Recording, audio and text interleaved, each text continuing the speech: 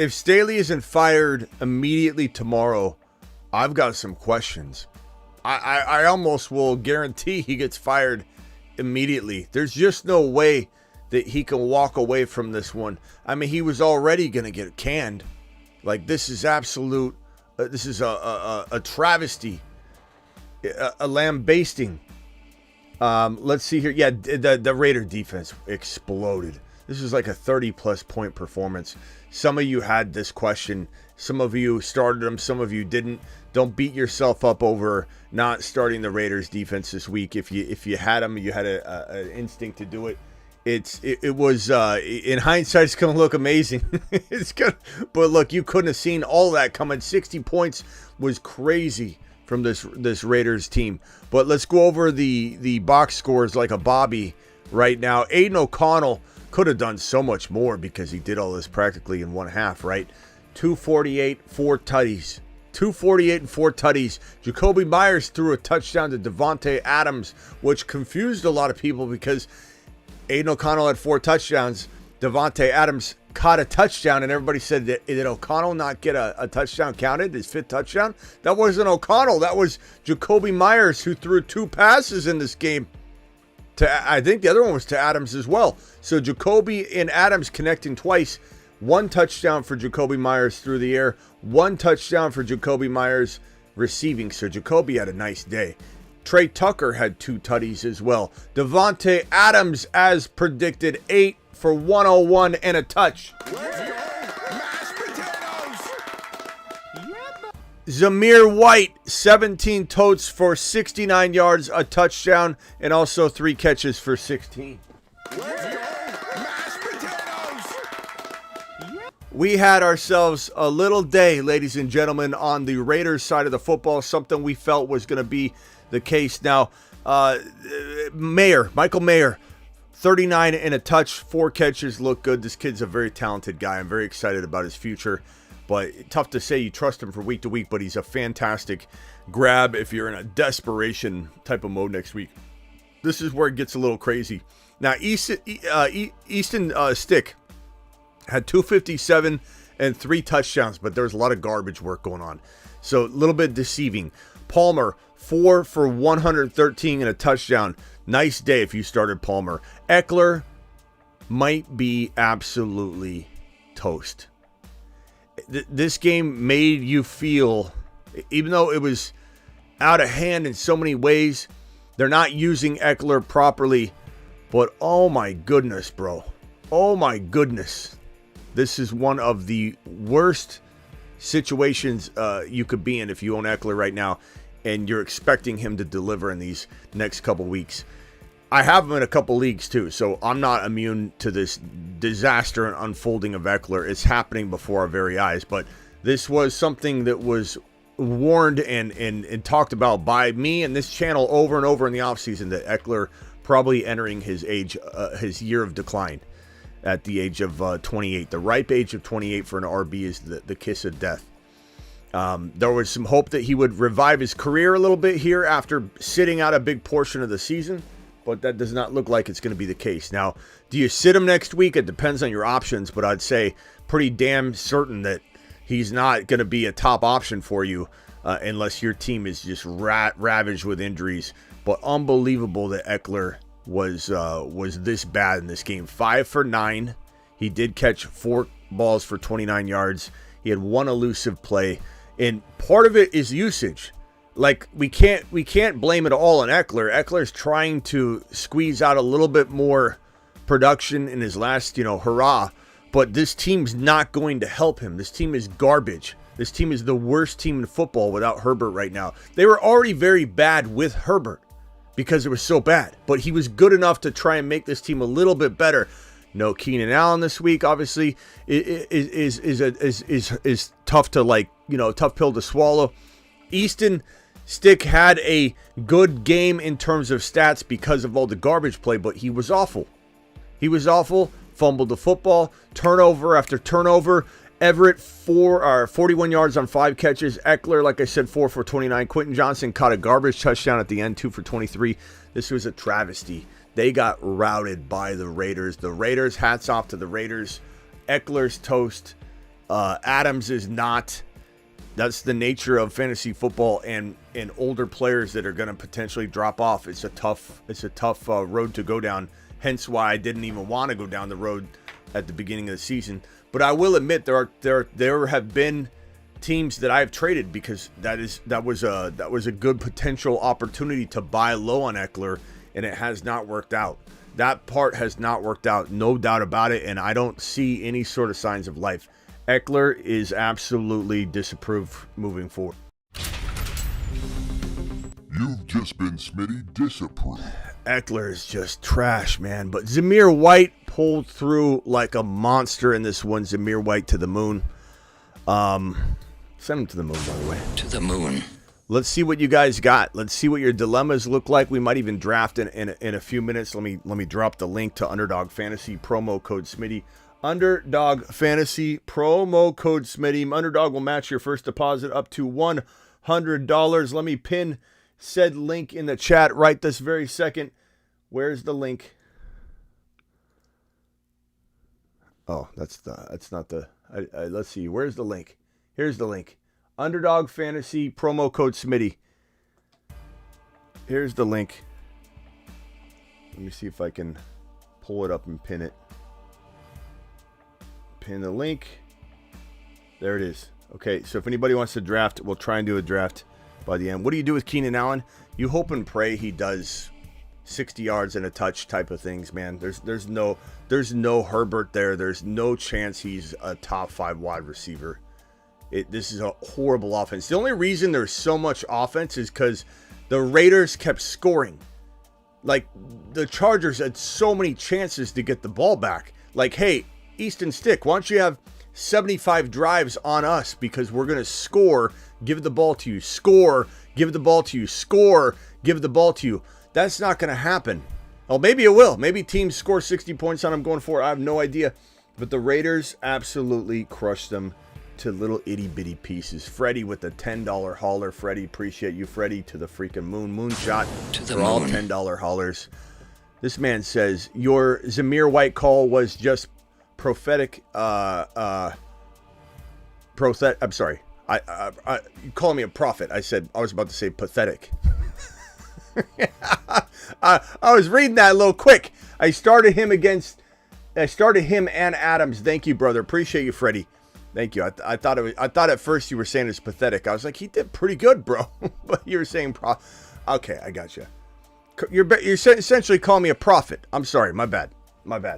I wouldn't go that far, but I would say this felt like a very good play. It was very high risk, very, very high risk, very high reward. Anybody that started Zamir White, it was risking it for the biscuit. There was no other way to spin it. It was very, very iffy, but it had so much upside. It was such a fun play, too. It was a fun play. Zamir White's a fun guy. Zamir White to the moon. Let's go! Mashed potatoes! You know, if you want to call me a prophet, I'm going to tell you right now, I'm not a prophet. I found this actual handwritten letter that is going to Staley tomorrow. Brandon Staley was written at halftime by ownership, who should be taking some blame, by the way.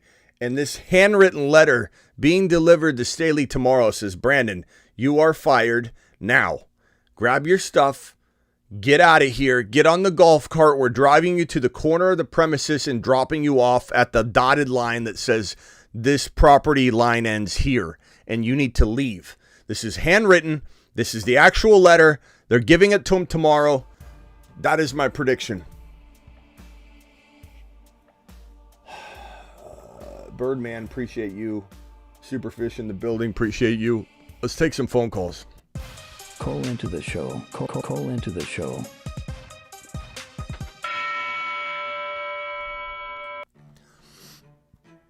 I'm glad for everybody that started Zamir White on account of what we talked about here on the show. I'm glad a lot of you won your weeks. Maybe so far at least look like you're going to win your weeks because of Devontae Adams content you got on this channel. I do need to talk about the misses too. I said avoid Ekeler. Everyone in here knows I said avoid Ekeler like the plague walking into the season.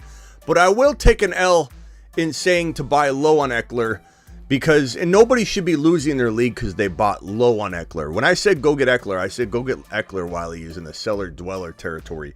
But I admit when I'm wrong. That one seems to be an L so far, but it's not because I liked him on the year. I liked his discounted value.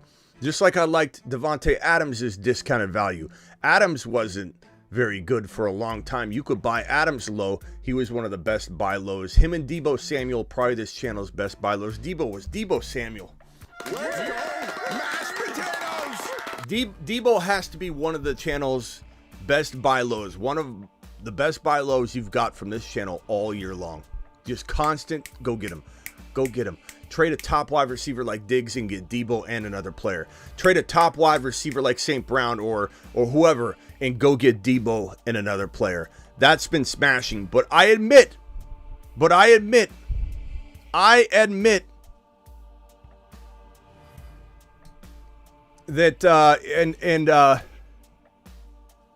we got rid of Wayne. Let's go, mashed potatoes. He's gone. One negative comment too much. He's gone. Wayne's gone. Bye Wayne. Bye Wayne. We'll see you later, pal. But I will say that Eckler's not coming back, and I say that with a broken heart. Probably not coming back. I didn't believe Smitty when he said go get Deebo several weeks ago. Thank you, Jose. I wish I could be right on everything, man. I'm not saying I am. That's why I'm trying to admit right now. That buying Ekeler cheap, I should have stuck to my guns. Didn't want him at all on draft day. Avoid him like the plague. Why think he was going to turn it around? That's an L on me. But it is what it is. We're not going to hit them all. Wayne thought this was his world. Look, you're going to be a negative person in here. He thought he could get away with just throwing a little negative dig at. No, you're already walking a fine line, and you're going to come in and just say anything negative. No, Wayne, you should have come in and said this is the best show ever. Blah blah blah. That guy had already walked the line. He's done. Let's see here. Devo, start 4 PPR. Gibbs, Achane, JJ, Amon, Evans, Rice, Olave. Start 4. If Achane plays, you're starting Achane. It's Gibbs, Achane, JJ, Amon-Ra. If Achane can't play, easy, sub in Evans. He's been playing like fire. That would be my choice. Sitting Evans, though, is tough. If Achane looks limited or anything like that, you could definitely put Evans in. You're one of the lucky ones that is able to put a guy like Evans in. And thank you. Appreciate you, Terry Roberts. Terry Roberts to the moon. Sebastian, you're on the line. What can I do for you? Today was a perfect example of anything can happen after a bad week in which we had the worst NFL game of all time last Sunday. Now, what do we think of that call of sending me on a lap for being higher than consensus on the Vikings going forward, given that the Raiders just bounced back the way they did? I'm not saying they're going to go out there and score 60 points, but what I am saying is one game doesn't define the whole season. What do you think? I agree. Holly wants to know if Staley got fired. There's a question mark in the title, obviously, so he hasn't been fired yet. But is he getting fired immediately? I found this handwritten letter here, Holly. Right here, this actual handwritten letter that's going to Staley tomorrow. And so if you ask me, he's receiving this letter tomorrow. That's the whole point of this stream. Or part of the point of this stream. As for your plea for the Vikings to be such a... I think we hung up on you earlier, right, Callie? Or did we not hang up on you? Maybe we just sent you on a lap. I forget. No, you sent me on the lap for saying that they could be a solid wild card team the way their defense has been playing, and if JJ gets this week healthy. Yeah, I don't see how that's possible. I think could the Vikings win a game? Yes. Could the Vikings win a couple games? Yes. Is it possible they're a wild card team? I suppose. I'm not going to rule it out. I'm not going to say it's absolutely impossible or crazy. But bro, I don't see how in the thick of it here in this 4-game window of time they step it up above all the other people fighting for these 3 limited wild card spots. But anything's possible, bro. Anything is possible, man. Anything. So I don't want to. I'm going to send you on a lap. I'm going to send you on a lap because I don't think they have the quarterback play to do this. They're switching quarterbacks already. I just don't think I could bet on the Vikings, bro. But anything's possible, man. You stick to your guns. So I'm going on another lap. You're not going on a lap this time, but I'll just say that, like, I don't see it. I don't see it. Oh, it's a hot take for sure. Yeah. I mean, it's and let's pull up the divisions and the records and just take a look at it. And I'll kind of walk you through my thinking on it. But I just don't. Yeah, I don't. Right now. I don't see it. I just don't see it. I don't see a likely path. But let me pull up the standings and we'll walk through it. So if we take a look at, let's just look at the AFC only then for the current time being. Here, hold on, let me take a little screenshot. Actually, we can pull up both conferences, but let's talk about the AFC, the NFC. Let's talk about the NFC only. All right. So just looking at the NFC picture.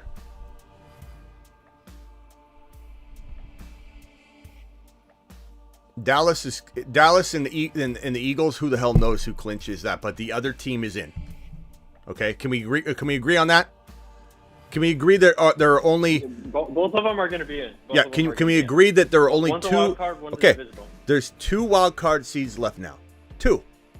Okay, can we agree that the Giants, the Commanders in the East are not a part of this, right? So we throw them out. Lions win the division. I don't think the Vikings are going to win the division. There's no way the Lions unravel and the Vikings, with their current state of things, can win this division. Green Bay is 1 game back from Minnesota. That's going to be a tough race, and I agree that the Packers could lose 2 games. I mean, that's certainly possible. So you have the Vikings and really nobody else in the North. So it's the Vikings. They have claim as of this moment, going through this pecking order, to the first wild card spot. Let's see who nudges them out.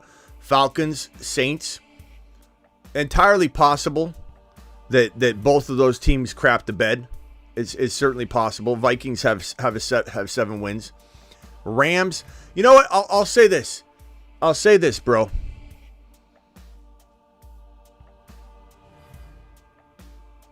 Go for it. You have a good point, but I guess my rebuttal would be, if they get in, it's because of the work that's already been done, and they lose immediately. You know, it's certainly, looking at the records here, it's certainly possible. There is a path. There is a path. I'll give you that. They could definitely be first round exits, but I'll give you that. I'll give you that. I'll give you that. At 7-6, look, all these teams could start losing. It's certainly possible.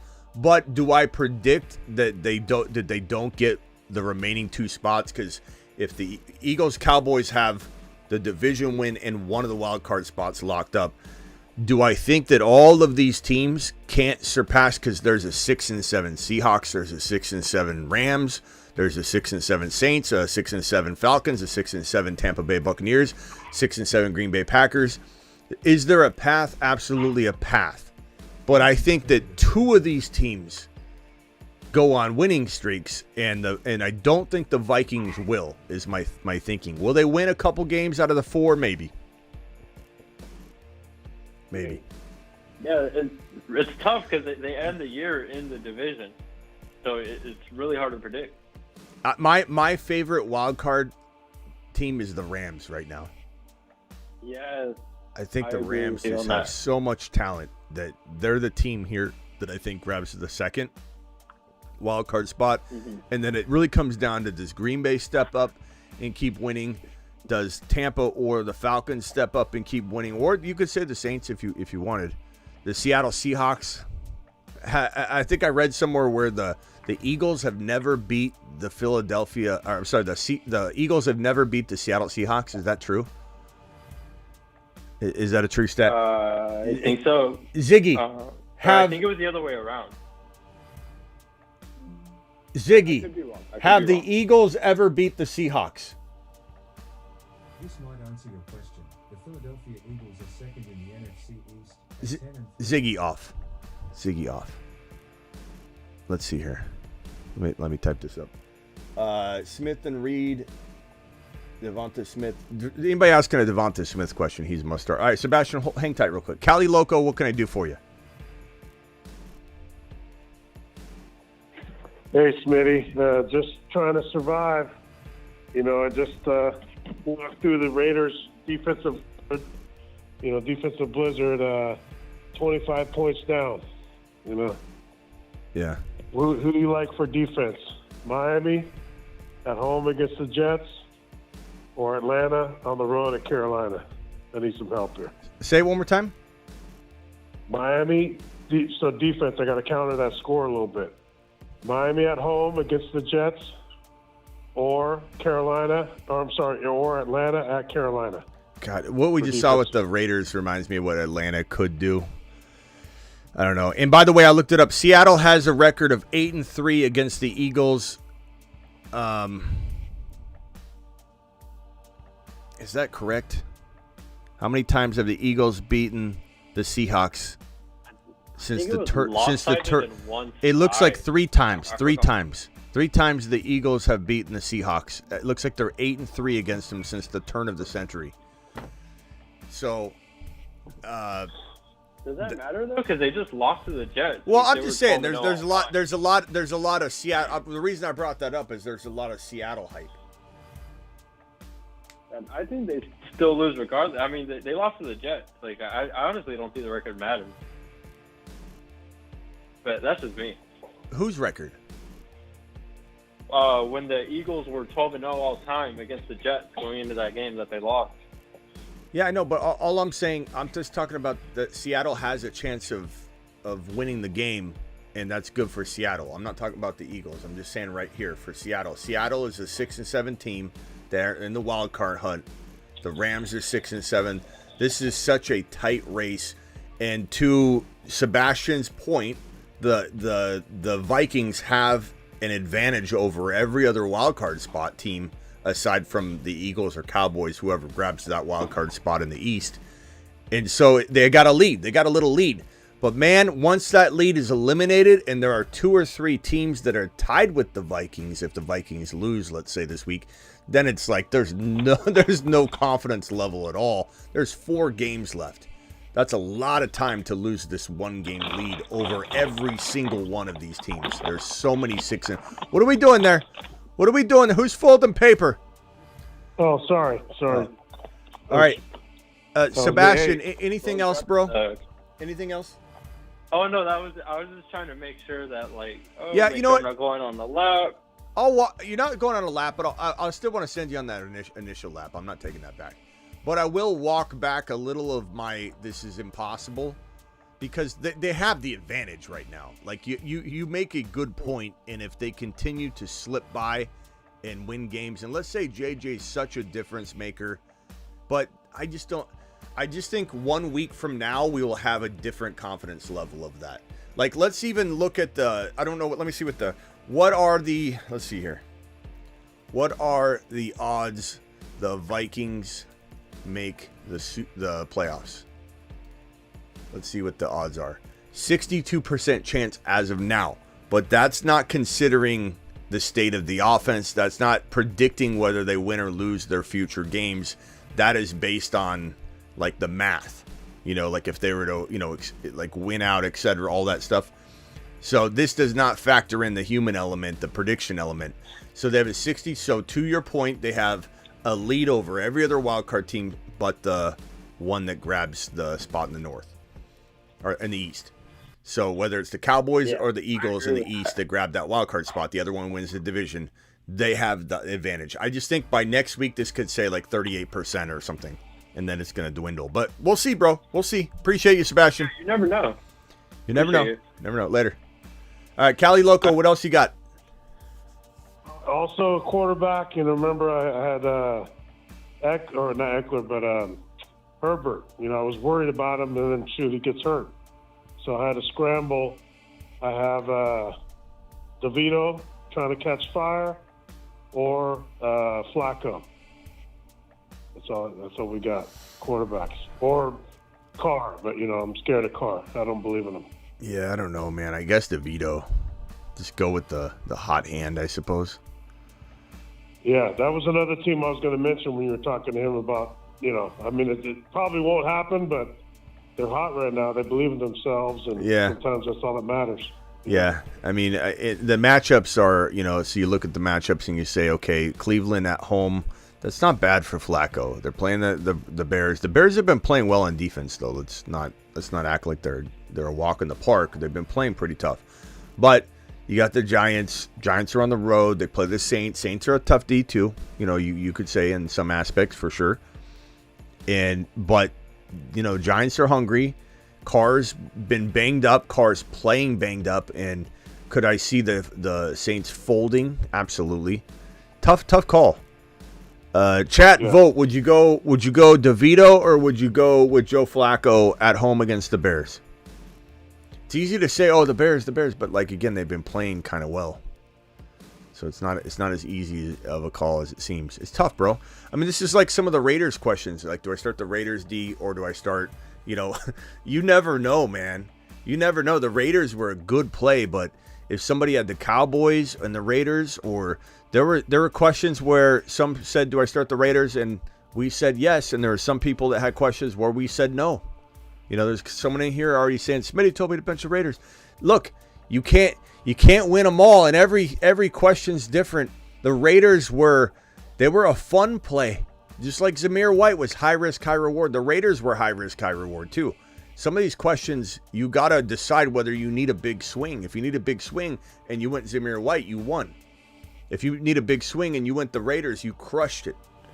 But sometimes those picks can fall flat on their face. So, they're tough.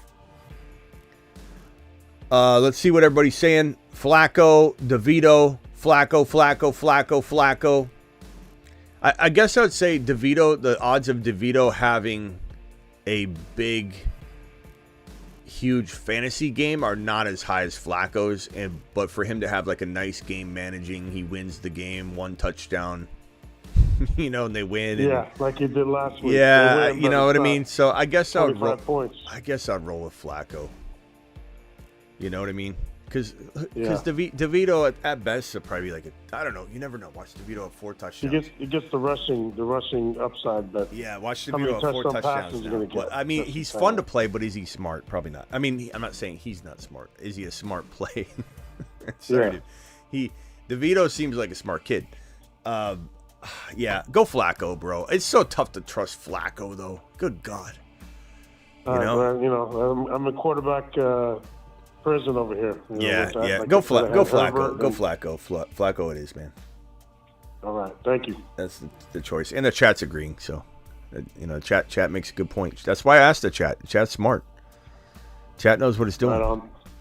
Thank you, Smitty. All right, later, bro. Unreal. This handwritten letter was found. It's being telegrammed over to Brandon Staley. This is the actual real letter. It says, date halftime. Brandon, you are fired now. Okay, it's not real. That's just my prediction. But if he's not fired by midnight, I'm shocked. If he's not fired tomorrow by end of day, we live in a simulation. We live in a simulation. In fact, I might have to rename the live stream. Let me go in there and rename. If Brandon Staley isn't fired by end of day, we live in a simulation. And somebody messed up with the script. Somebody screwed up somewhere. Let's see here. You're live. What can I do for you? Hey, I missed your earlier show and I didn't play Zamir. White. Yeah. That sucks. But here's the thing, I didn't know who to drop. I didn't know if on my team I was kind of nervous. Do I drop Charbonnet? I just didn't know, so I was like, shoot. So I last minute was trying to figure it out. Well, hopefully you still win the game.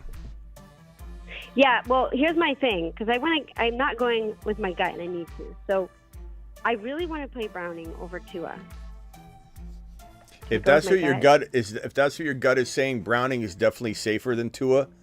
The only thing I would say is that Tua is kind of hit and miss, and he's dependent. He is not a great quarterback.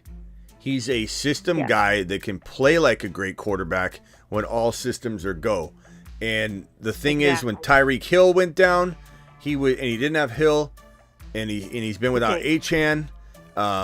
It's been tough for him. But if Achane doesn't play and Tyreek Hill does, let's say Achane doesn't play but Hill plays, there's still a shot for Tua to have a big day.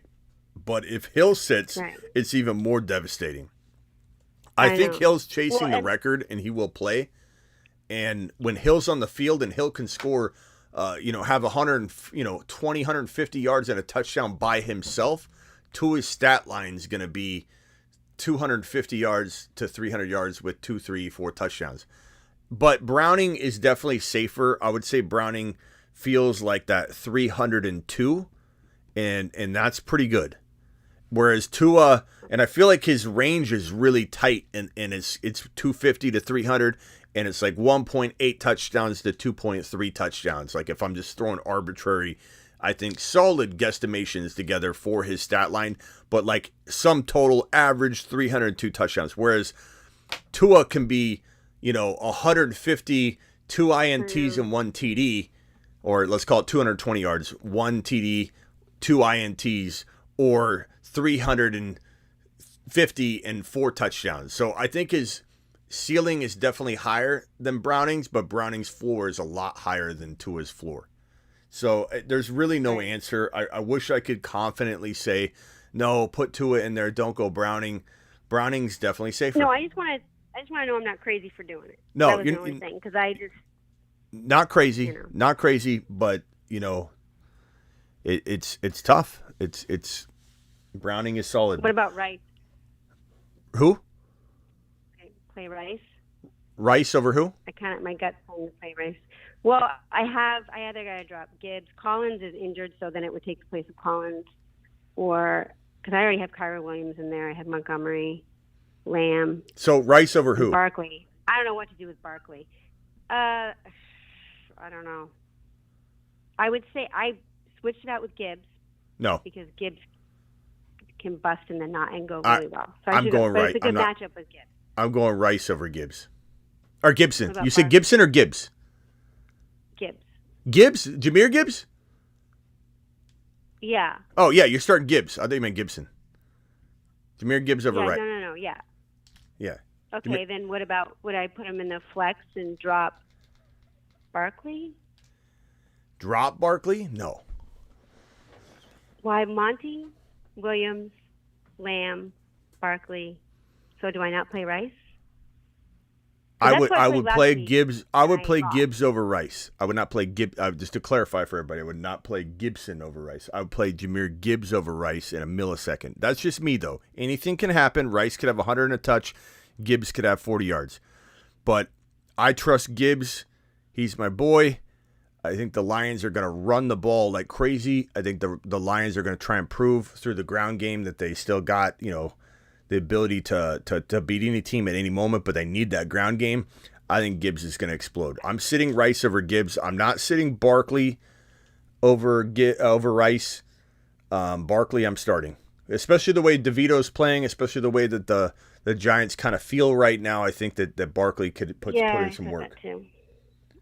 Okay. Yeah. All right, I'll run with it and see what happens. All right. Appreciate you. All right, Bye. Thanks so much. All right, have a good one. Bye. Yeah, I thought you said Gibson. I was like, Gibson. No, but Gibbs. Oh, God.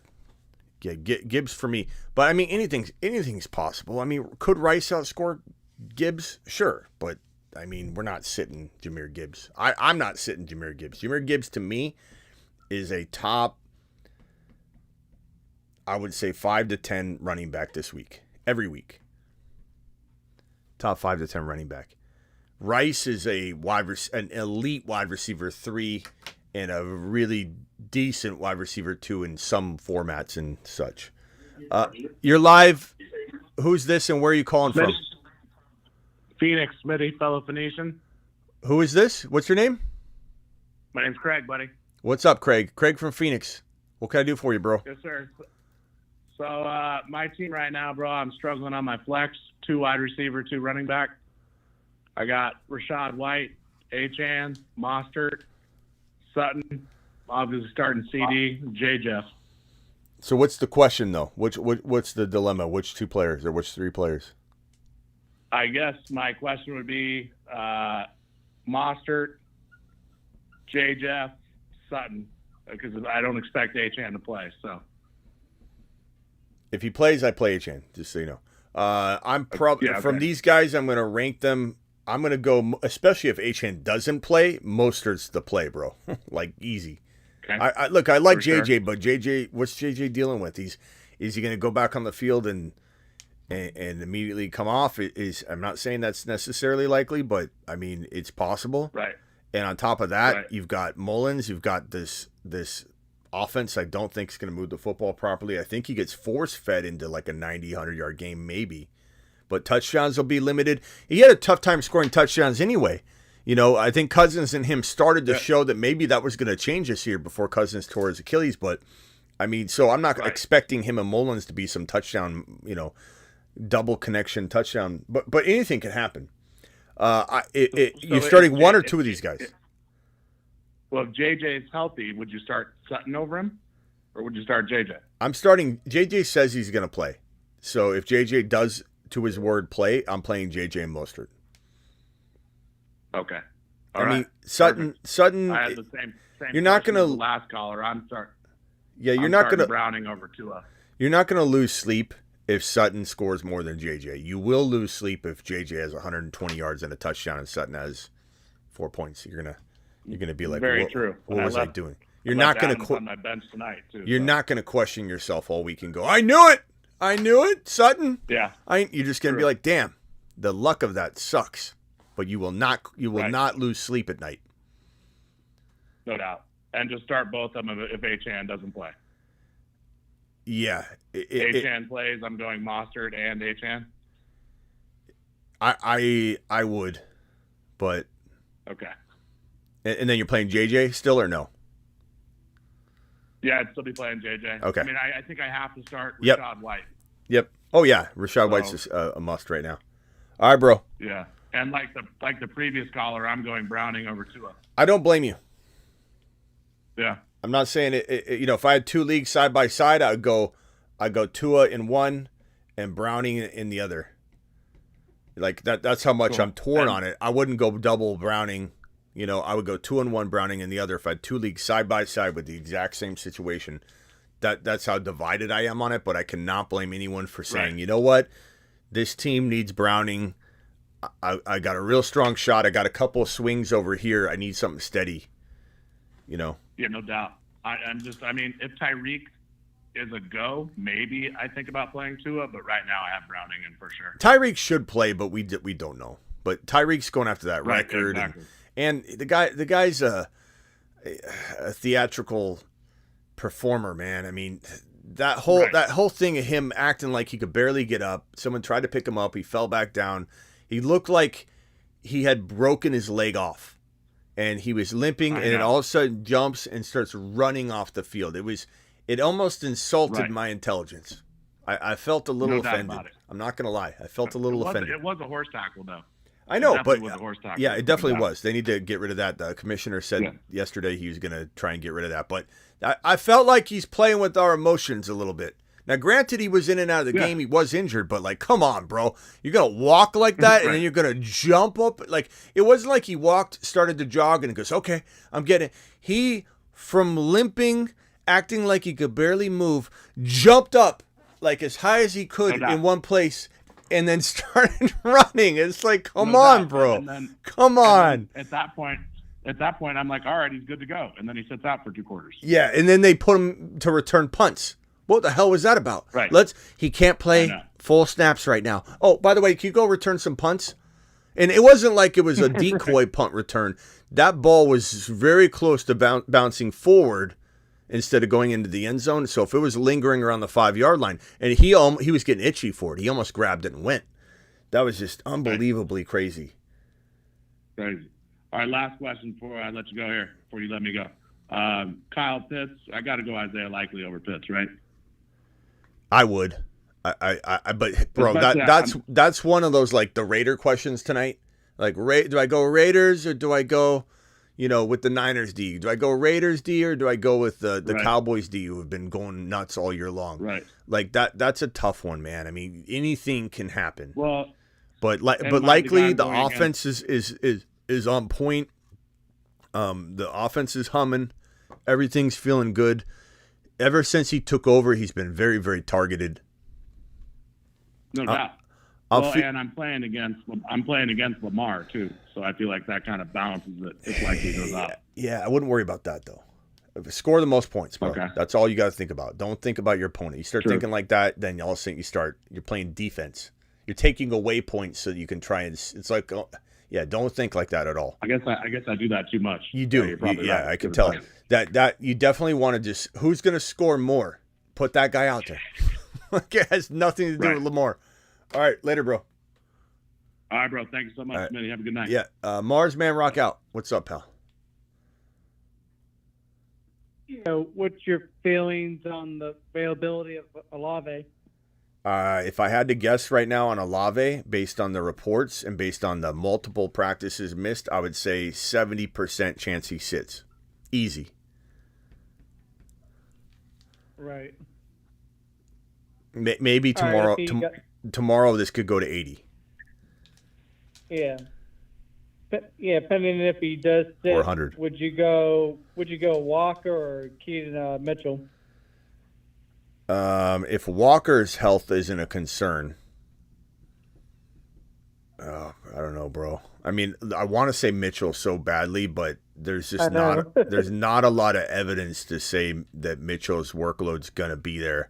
If I have more evidence and feel, I would be telling you Mitchell without hesitation. If you feel like you want to dice roll this thing and get into the championship, and your team's not gonna, you're not gonna win it anyway unless you go balls to the wall and get some sort of miracle worker like Mitchell to come in, then maybe roll the dice. But as long as Walker's healthy, he could have that like 60 total yards and a touchdown performance even against the Niners. It's possible, but or the Niners. I'm sorry, the Eagles. Yeah, Niners were last week. Yeah. So he definitely could have that kind of performance against Philly. It's certainly possible. All right, bro.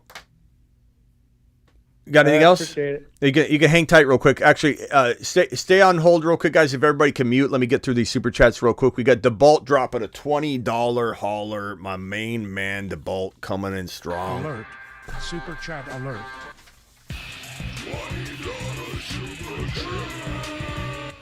DeBolt, my boy Blue, coming in strong. DeBolt says, started Raiders defense in 3 leagues, Zamir in 1 league, stayed with the Rams over the Raiders defense in another. Mr. Brother is a diehard Raider fan. Mr. Brother, maybe he means my brother. You should call your brother Mr. Brother now. Your brother, a.k.a. Mr. Brother, is a diehard Raider fan, and he said to also start Zamir. Hit the overs tonight, too. You're the GOAT, Smitty. DeBolt, appreciate you dropping the 20 wad. Congrats on all the major victories you had tonight. That's fantastic. How are your underdog teams doing? How many teams left? I don't know, Okafor, I'm not too sure. I know that in the weeklies, like when I do the weeklies, we might do one in here in a minute. I'm like at least breaking even pretty much every single weekend, and obviously, winning some money as well. I've also lingered in like the 30 to 50s, and if you play Underdog, you know this. And if you want to and you haven't, hit that link that's in the live chat pinned, and the link that's in the description of the video, especially if you're watching the replay and you don't see the live chat. The link's in the description of the video, every video. And Code Smitty does the same thing. We're going to draft here, I think, in a minute. But if you've done the Underdog stuff, you know this. You could be in 30th or 50th place, and then literally one player that you don't have scores a touchdown. let's say like a 40-yard touchdown, and you can go from 30th place to like 500th to 1,000th to 2,000th place. So like it's so volatile, but I've definitely had some amazing success so far during each week. My long-term stuff, I haven't really honestly reflected too much. I go to the weeklies maybe once a week and just see if any of the teams are hovering. In 1 week, I had one in the 30s or 40s, and then again, it drops out. I've definitely, projected to win most of my money back each of the weeklies, in terms of how many I dropped that week. So I'm getting like, this one will win 10, this one will win 15, this one will win 20, this one will win. So I'm doing pretty good. But I've gotten in the 30th place territory is the highest I've gotten in the weekly from week to week one. And it drops out just with a touchdown. It's crazy. It's frustrating. And quite honestly, I haven't checked like all game long. There are probably times where a team or two of mine have been higher and I didn't know it, and it drops out just with a score because it's updated live. So if I floated over it and hovered over it all game long, I bet you I'd see some high ups and downs. But Underdog's amazing, man. It's so fantastic. Okay. Corey, appreciate you. Njoku or McBride. I'm going to say Njoku this week, coming off a 2-touchdown performance. McBride's got a very, very, very, very, very tough matchup against the San Francisco 49ers. So I'm going to go ahead and say pass on that McBride start this week only. But we revisit this weekly because that's a close call. Start 3, James Cook, Etienne, Elliott, Flowers, or Walker. I'm going to go Etienne, Elliott, and probably either James Cook or Flowers. I mean, James Cook, Flowers, and Walker are really the tiebreaker, or the three that you're deciding for your third player. So if the chat could please vote on James Cook, Flowers, and Walker. I would, in PPR, actually I'd lean Cook. Cook played really well last week. Seems very involved. The Buffalo Bills are hungry. I think they want to blueprint their success lately. It's involved James Cook, so I think Cook continues to do well. But Flowers is a fantastic play. But chat, please vote Cook, Flowers, or Walker. That is the three that I'm deciding between for your last spot. Let's let the chat decide because the chat's awesome. Hey, Smitty, got a bye this week. I'm holding Broncos and Eagles defense. Who should I start for week 16 and week 17? Eddie, I don't have the week 16 and 17 schedule right in front of me. I would say bring this to me weekly. It's going to change too. What I think this week might change. Look at the Raiders this week. Look at the Colts, 4 weeks in a row. And then last week, maybe the Colts do badly this week. And all of a sudden the Colts aren't a favorite of mine. It's all going to be week to week. If I had to guess right now, I mean, I guess I'd have to look at the schedule, and I actually don't even know the week 16, week 17 schedule for both of them off the top of my head because I'm looking from week to week. I'm zoned in on this week right now. But Eddie, please bring this to me. Let me pull it up real quick and just look. You super chatted. I want to take care of you, but this is a deeper question, man. Eagles in week 16. Play the Giants. Could be a good week for them. 17 Cardinals. And then Broncos.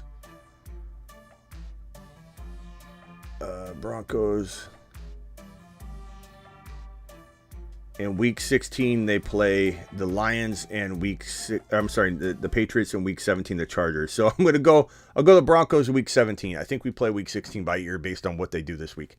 So congrats on the bye week and appreciate the super chat. Thank you very much. And I think I'm caught up on supers after this one. Perps with the $20 hauler. Perps to the moon. This man's a legend. Alert. Super chat alert.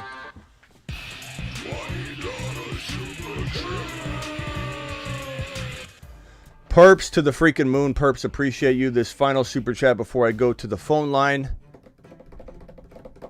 Smitty, I agree with Matt O, and I think an added happy holidays would end your Brandon, you suck, you're fired letter. Okay.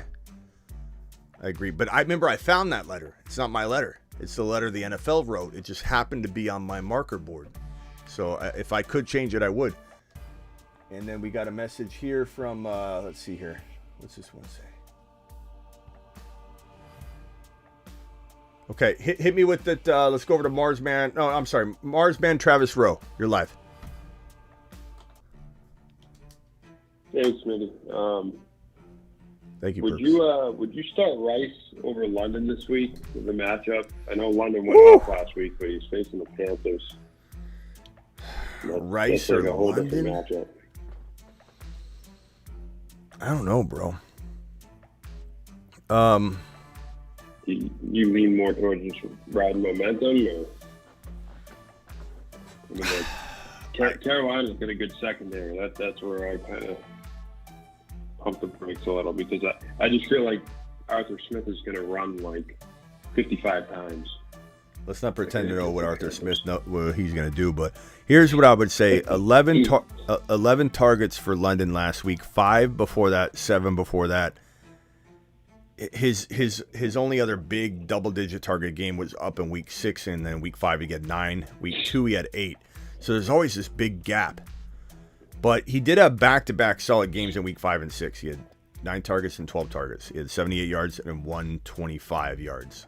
No touchdowns, but solid games. Yeah. I don't know, man. I went 172 yards and 10 catches last week. That's so he's so good, man. It sucks. It's frustrating that this Moon Man extraordinaire that we talked about all offseason has just been, a slave to his situation. He's just been absolutely a victim. Just completely boxed into this situation he can't get any sort of help to get out of. I would say, and Rice, while I like Rice a lot, Rashee Rice, and he's definitely on the up and up, and his target's 10, 9, 10. It's looking really solid for him. 2 touchdowns in the last 3 weeks. You're talking about a coin toss that in New England's a pretty solid matchup for Rice. I don't know, bro. The best I can give you is a chat vote on this one, because I honestly would waver up until kickoff, and so I can't really give you an answer right now, and that's just me being real. I always tell people, I don't care if someone's super chatting $20, $100. If I don't have a solid feel on it, and I'm a human being, and I'm gonna feel that way just like you guys are, I'm going to not just say an answer, and I honestly don't know. I guess the only thing that would make me swing toward Rice would be that I do believe Mahomes kind of gets back into a little bit of a groove. I think he's good enough to do that. I do think that the momentum target-wise is there. That's 3 straight games where and there's reason to think it's going to continue, because he's a rookie. He's been evolving. They're trusting him more and more. He's been in the top 5 or 6, and we're talking about Rice. He's been in like the top 5 or 6 in targets per route run the entire season. He just hasn't had a lot of routes run. Now he's running a lot of routes, and his targets are absolutely insane because his routes are now insane. So that formula is just grown. They just added more routes run, the targets increased. Mm-hmm. So, I mean, I guess 3 straight games in a row of 10, 9, and 10 targets makes me feel like you're probably safest to go with Rice, but how in the hell do you sit a guy that just caught 172 yards? I guess Arthur Smith's the reason. I mean, like London, I don't want to mislead anyone either, and to think like London couldn't go out and get 150 yards again. He's that type of receiver. He can do that any week. Can you start both of them? Who is the worst player you would put down on the bench? Let me look at my team. I'd have to sit Metcalf or Puka. Who? You're not sitting Puka. Who else? DK. He's been good too. I mean, DK. Yeah. You can't sit DK. So you're starting DK. You're starting Puka, and boy, chat. What are we doing here? Chat, vote Rice or London. London or Rice. I guess I go Rice, but good God, man, this is such a tough call. Can I weigh in on this? Yeah. Who's this? Sebastian. Okay, go ahead, Sebastian. Okay, I think here's the truth: is Belichick is really mean to wide receiver one on any team. Like Devontae Adams has had issues. Stephon Diggs, like wide receiver ones against corner ones in Belichick's defense, always have an extremely tough time. But the whole Arthur Smith thing too, I completely understand that. I think it's a I'm good going point. London still. What were you saying? I was just going to say it's a good point, and Belichick plays Patrick Mahomes pretty well, but I also think the Chiefs kind of get back on track, and there's still the Kelsey factor too when you're factoring in who's covering who. Yeah, you're gonna have a little that's bit. the thing, too. You're gonna have a little bit different of a defensive mindset too when Kelsey is that number one. So you can't really put a cornerback on Kelsey, but it's certainly going to change your defensive scheme. Right. And if you're worried about Kelsey ripping up the middle of your field, you're probably not going to see Rice get locked down the same as any other number one like Adams or whatever. So I think Rice is hard. And defensively, statistically, it's a good matchup. But you're right. One's like the rest of the team will thrive. Therefore, it's a good defensive matchup on paper for any wide receiver against New England.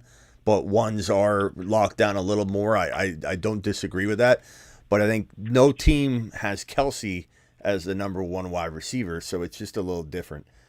I would say, I don't know. I think I would choose London, even though I'm aware of the risk. I know Rice is safer, but I think I would still start London just because it's divisional. I was just going to say, I think it comes down to that, where like Rice is a safe play. He's probably going to get his 10 targets. He's got a good chance at a touchdown. But you just never know. And if you need a bigger swing, like Smitty says, rookie wide receivers, even though he's been unleashed later, the rookie wide receivers, they definitely do have ups and downs though, no matter what, throughout the entirety of their rookie season. Mm-hmm. Even if they don't get going until week 10 or 11, like Rice hasn't gotten going until later, it's still an up and down little curve. So I'm not saying he won't go up for this fourth game and then drop off or something. Like predicting that's hard, but rookies are volatile no matter what. But man, I guess I just say to myself, they're both amazing plays. You might be stressing the hell out of yourself out for nothing, and they score 15 points and 14 points or something like that. Right. All right. Let me hang tight for me, Travis. Let me go over to the Cub. The Cub, you're live. Everybody else, if you can mute real quick, please. What's up, Cub? Yeah, I just sorry. Let me turn this down. I had a question about what's your vibe on the Green Bay Packers backfield, because I have Aaron Jones, and I'm in a 14-man league with a lot of flexes and stuff. So I have the option to play Aaron Jones, Singletary, or Elijah Moore. And I'm just kind of get your vibe, because I know the running back with them right now missed practice, and I'm just trying to read up. I don't know, man. I guess we got to wait on his availability. Aaron Jones is trending toward maybe playing, but we have no indication he's a full go. And I don't know if he goes out there. We thought he was going to come back before, and he did nothing when he returned. He's an older player. And this could be Ekeler. He could walk out onto the field and be Austin Ekeler in his return. He could also come back and go on an absolute tear. But Aaron Jones, he missed all that time through the bye week, right? And came back and ran for 35 yards. And then the next game he ran for 29 yards. So if AJ, because I know AJ Dillon's been mixing practices. I think he missed the last 2 practices. So let's just say I think it's a thumb injury. But who what's your? I'm just trying to read. What's the vibe? How do you feel like that background would work out? Let's say AJ Dillon does miss the week.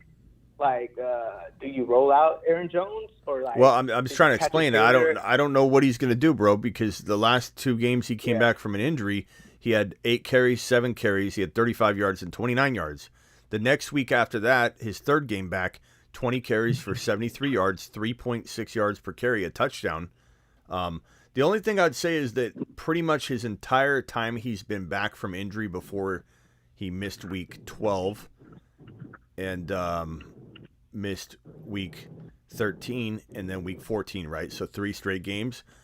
Going back to that game where he's kind of got banged up, he had the 4 games he had returned. He had 5 targets, 5 targets, 6 targets, 6 targets. He had 3 receptions, 4 receptions, 4 receptions, 4 receptions. So he is kind of a PPR safeguard. Like he has a little bit of floor value built in with that PPR ability. And I think that Jordan Love loves to throw to him. He does. I don't know, bro. I think we got to wait. We got to wait. And if you don't hear news that he's a go and he's going to be unrestricted, or you don't hear anything positive, I think Singletary's safer. But I think you have to hear something that makes you feel like Aaron Jones is good to go. Because if he's like active but limited or active but unsure, then like you're playing with fire. I would go Singletary. But you're news dependent, bro. You just got to wait on the news. No one can say anything yet. Okay, for sure. And then just one more. The tight ends, I'm like in a little funk. I'm dealing between Dawson Knox or what's the Texans? Schultz. Tight end, I would go Dalton Schultz, bro. Yeah. Go Dalton Schultz. Yeah, I mean, even if Kincaid sits. Huh? Even if, like, let's say Kincaid, because I know he's a little banged up. Let's say Kincaid sits. You still go Dalton Schultz over. I mean, I think expecting a lot from Knox his first game back. I don't know, bro. Dalton Schultz. Let me just look up Dalton Schultz. He gets in another practice. He appears to be good to go. I hate that he doesn't have his quarterback, but it is what it is. As far as Dalton Kincaid, I think you might be getting a little bit ahead of yourself. I don't think he's sitting. So I don't know. I anything can happen. Knox is certainly capable of catching a touchdown. He is a touchdown threat still. Like Josh Allen loves I like him because I feel like Schultz has a bad matchup. Tennessee, I feel like they got good linebackers, everything. Like they're weak on the outside on corners, but they're pretty good against tight ends. Bro, Dallas is no walk in the park either, bro. Oh, Dallas, yeah. Well, Dallas, I feel like they got great corners. I feel like they got great corners on the outside, and they're missing their wide receivers. That the middle or like the court, and they got a backup quarterback. So, but it's just so hard because Schultz is coming back off an injury and he hasn't played in 2 weeks, and it's like I don't know what I'm gonna get. So it's kind of hard. Okay. Well, I would say Knox does not have a great matchup. So. But yeah, I feel like neither. I would go Schultz, like but that's Knox me. is a little bit in a better spot because All right. I don't know how banged up Kincaid is, but Kincaid, yeah. But if Kincaid Thanks, Cub. sits, yeah, thank you. I got you, bro. All right, appreciate you, bro. Later. Wait. Jermaine, Cub sounds a little hopped up. Jermaine, you're live. Smitty. Yes. I was about to go night use some oxtail, and I put my phone on to make it tuck me in, and I realized it's your live. And I'm like, yo, I gotta call in. All right, this is Jermaine? Yeah. Okay. Jamaica, All right, Jermaine. just making sure. Jermaine, I'm glad I'm able to tuck you in live tonight. Yo, I kid you not. I'm right now in the bed. The wife is in the other room. I'm in some oxtail because I get up at 4 a.m. And I put the thing on that says Smitty is live. Yeah. Look, I did a risk today. I started White because Asian was injured, and I don't trust Swift. And I started White. They gave me $17.50. Here's why I'm calling. All right, tight end. I'm still going through the motions for Schultz and Logan Thomas. I mean, but here goes go ahead. I'd probably go Thomas because he's got a quarterback. I don't know what's going to go on with Schultz, man. Schultz is okay. Yeah. They're both pretty close. I would probably go Logan. Just make sure he's good to go and playing. He's always banged up.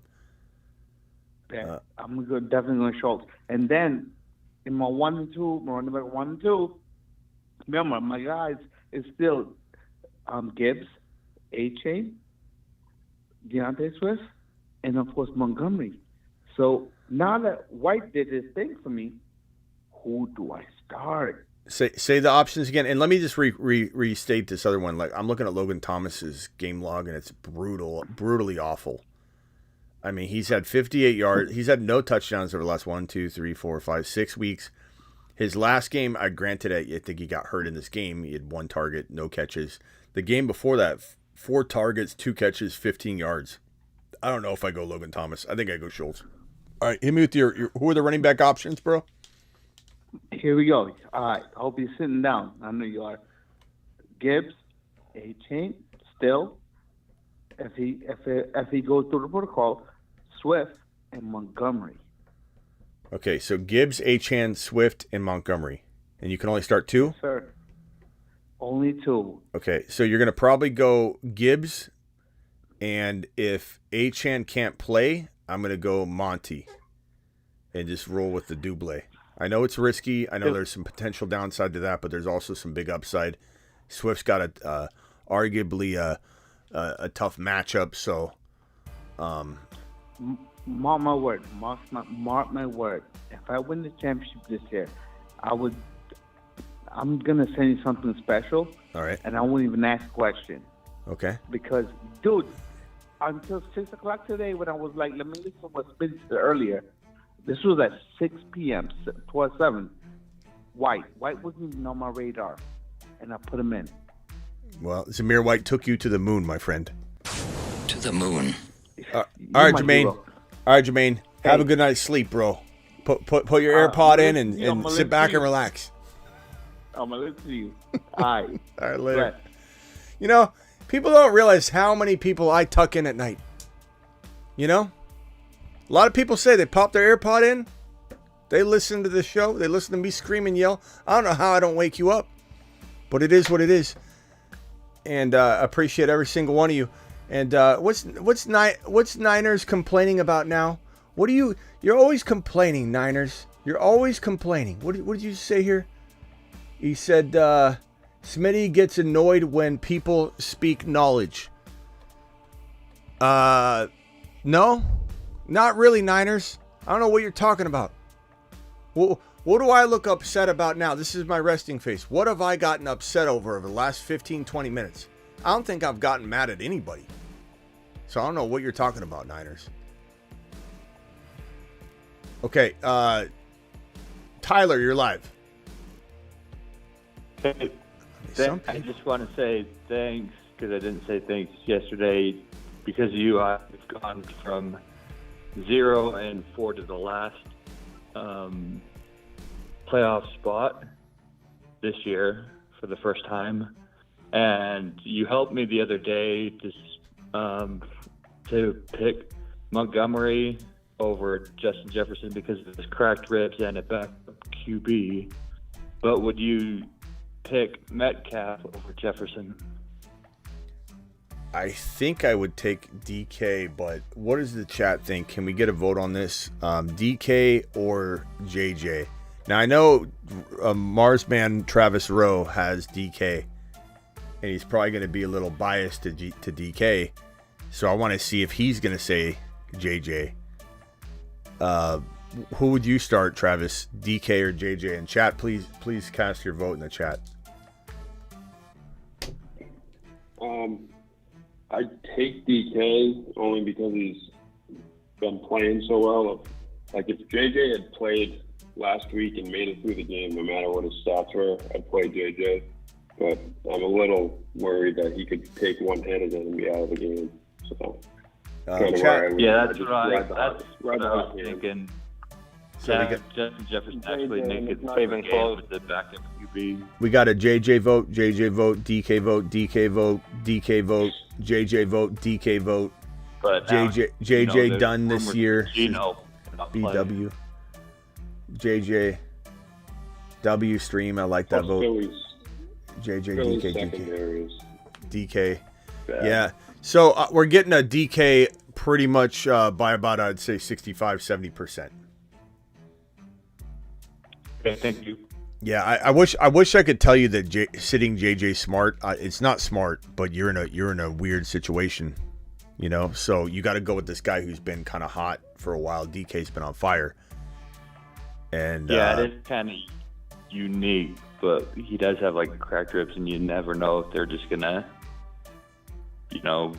say okay, playing half the game. Or yeah, and JJ's only think about this as well. JJ's only concerned about his health right now, and you don't blame him. I'm just telling you. I'm alerting you. He's made it abundantly clear he doesn't care about anybody that wants him to do well, play. He's worried about himself.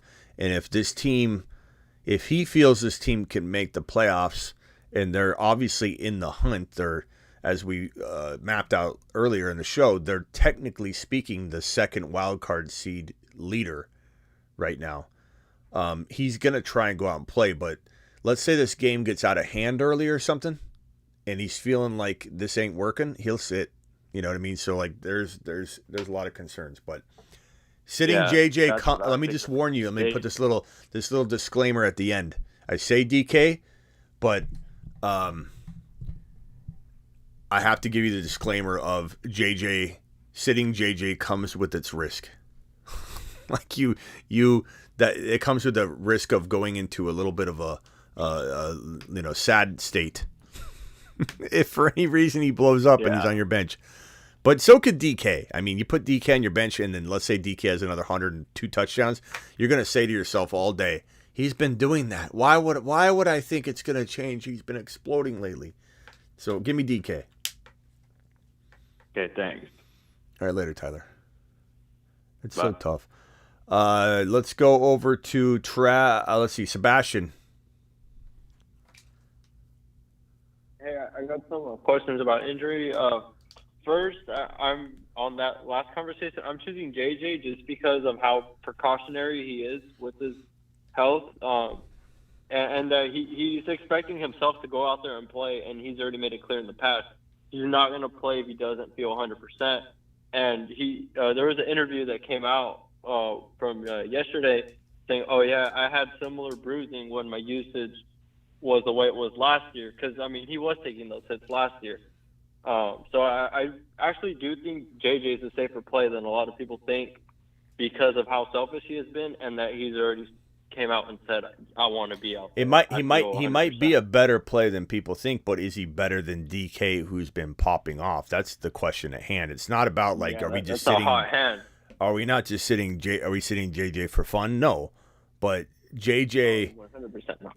JJ is. I mean, bro, he went to the hospital. Someone could say precautionary, but he went to the hospital for a reason. They don't just take you to the hospital every time you get hurt. He went to the hospital, definitely avoided serious, long-term injuries, but he obviously got, injured enough to where I don't know that he's 100% out of the woods. He might say he's only going to put himself out there if he's 100%, but that was with a hamstring, or let's call it like a knee, or let's call it a quad tear, or let's call it a potential calf strain, something that could rip and get more severe, like we're talking about like a hamstring or a ligament or something like that. This is a little bit different. I don't know that I would say he's 100% because he said that in the past. I don't think he's probably 100%. Like you said, he's played with the bruising before. He's definitely going to be susceptible to a big shot.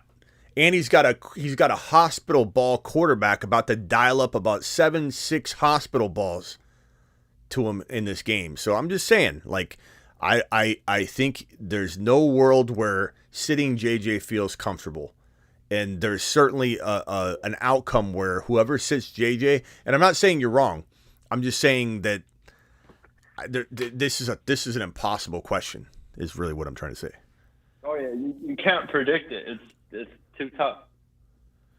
All right. Anything else, Sebastian?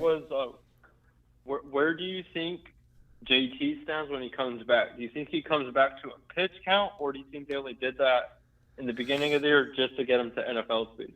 Who, JT? Yeah. I don't know, bro. I think JT concerns me. JT concerns me because they they have success with Mosser, or they have. I think it really matters. So Jonathan Taylor, who's been ruled out for Week 15. Let's see here. The latest news: he underwent a thumb surgery. Team opted to place him on opted not to place him on injured reserve. I think that there's a chance he comes back next week. I don't think it's a lock though, but much will depend on how good Zach Moss looks in this game. Much will depend on everything going on with the Colts. They're, what is the situation look like? I mean, it's going to be very dependent on a lot of things. I don't think there's just rush him back and just give him like a freaking boatload of carries if Zach Moss is effective. Do you think they'll wait till at least the second or third week of him being back to be where he was? Maybe. I mean, it depends. Like if they lose this game and they feel like the playoff hopes are slipping out of their grasp or something, then they're probably going to take it easy with their, with Taylor and say this is our long-term investment. Like what are we going to do? He's a franchise player. You what? I say he's a franchise player. They can't do that. They got a 7-6 record. This is we went over the NFC earlier. Let's go over the AFC real quickly. The AFC is a little bit crazier in a sense, I would say. So here's the playoff picture for the NFC or the AFC. We did the NFC earlier. So here's the AFC. Yep. It's crazy because you got so the Dolphins are gonna, in my opinion, not let this slip out of their grasp at all, obviously. So Dolphins clinch the division. Oh, actually, the Buffalo Bills could clinch the division. We'll have to see. Depends on what happens. There's a lot of time left. But I think no matter what, in my opinion, I think, well, I shouldn't say no matter what. My prediction is that these two teams both make it. One wins the division, the other grabs one of the wild card spots. So in my mind, that's how I'm predicting this. So for me, KC clinches the division. We think. You never know. Denver could win and KC could lose, and it could be crazy. But I'm going to say KC clinches. I'm going to say if the Colts lose and the Texans lose, and the Texans are going to be hard-pressed to win without Stroud. So if the Texans lose and the Colts lose, then it's going to be a lot harder to imagine, if the Browns win and the Buffalo Bills win, and let's say the Broncos win, it's going to be harder path to imagine for the Colts off that one game. So it so much depends on if the Colts win. If the Colts win, maybe they lean on JT more. I don't know.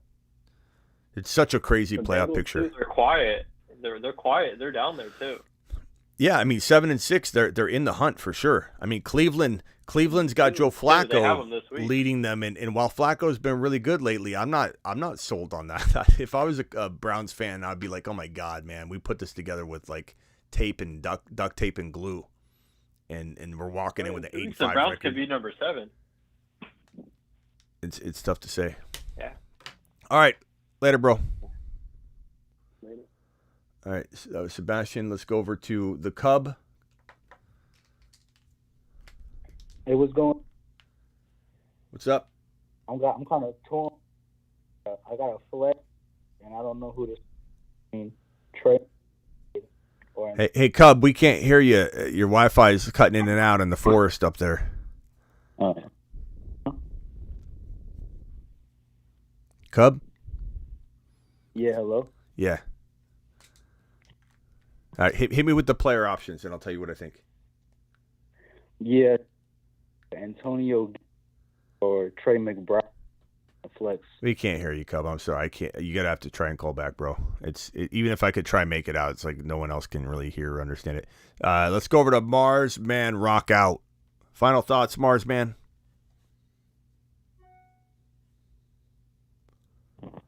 Yeah, I also got McLaurin, but I don't really trust him over Walker or Keaton. You would either go Mitchell or Walker, right? Mitchell, Keaton Mitchell or Walker over McLaurin. Bro, that has Zamir White vibes to it, bro. The Mitchell has Zamir White vibes to it. Like it could work out. I think Travis talked about this one or something similar last night or the night before. How confident are you feeling about Walker right now, Travis? Are you feeling like he does well against this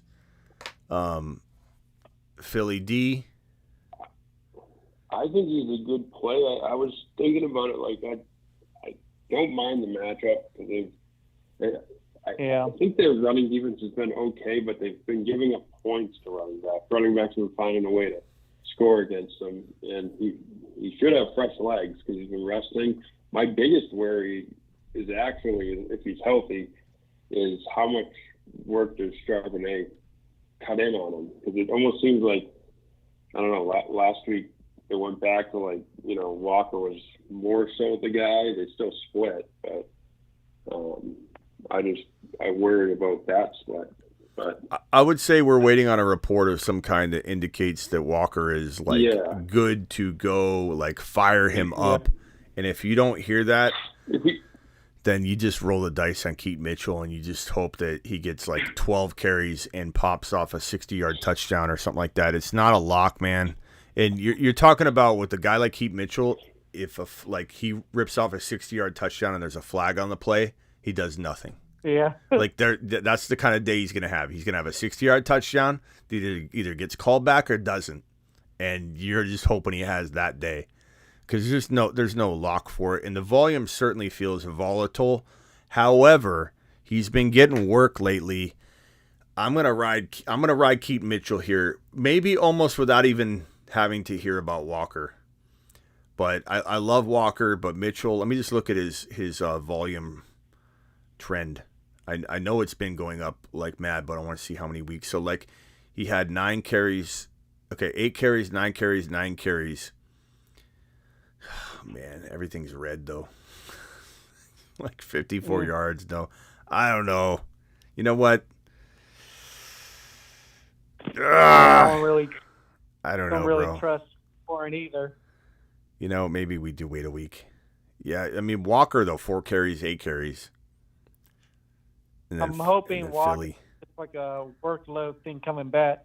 I mean, on paper, Philly's not an easy D. I know what Travis is saying. Like over the last handful of weeks, you could look at things a little differently, but I don't know. It's been more so like they've scored points, like mixing, points, rushing in, receiving, and getting a touchdown and stuff, more than just rushing. I'm gonna say final answer, and unless you hear, like I said earlier, unless you hear something amazing about Walker that just clears the air, I'm gonna go Keaton Mitchell and hold my breath.